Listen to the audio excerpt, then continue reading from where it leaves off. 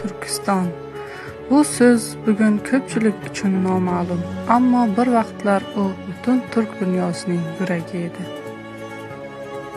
Turkiston deganda faqat bir mamlakat emas, balki butun bir jo'g'rofiya nazarda tutiladi. Bugungi O'zbekiston, Qozog'iston, Qirg'iziston, Turkmaniston, Tojikiston, hatto Afg'onistonning shimoli, Eronning sharqi va Xitoydagi sharqiy Turkistonni nazarda tutamiz. Bu ulkan hudud qadimdan turkiy xalqlarning vatani bo'lgan.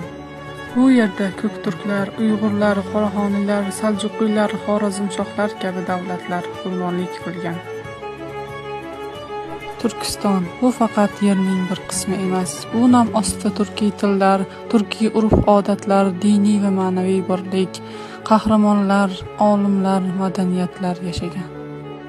Bu yurtda Imom Buxoriy, Ahmad Yassaviy, Alisher Navoiy, Mahmud Qoshg'ariy, Ulug'bek kabi buyuk allomalar voyaga yetgan.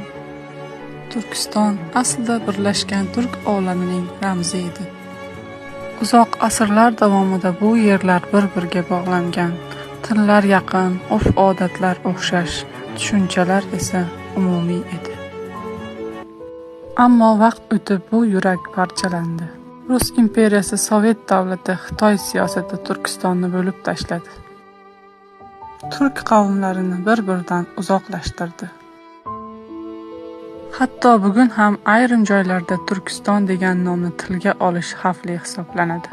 Nega? Chunki bu nom yagona turk xalqini, birlikni, kuchni bildiradi. Ammo bu nomni eslash jinoyat emas, bu tarixni eslashdir. Bu bizning o'zligimizga qaytish yo'lidir. Bugun yangi avlod uyg'onmoqda. Internet, tarixiy izlanishlar, bir-birimiz bilan aloqa bizni yanada birlashtirmoqda. Garchi shu on har xil bayroqlar ostida bo'lsak ham, yuragimizda bir so'z bor: Turkiston. Unutma, sen yolg'iz emassan. Sening tarixing, ildizing, g'ururing bor. Bu yurak yana urajak, bu tarix yana qaytajak.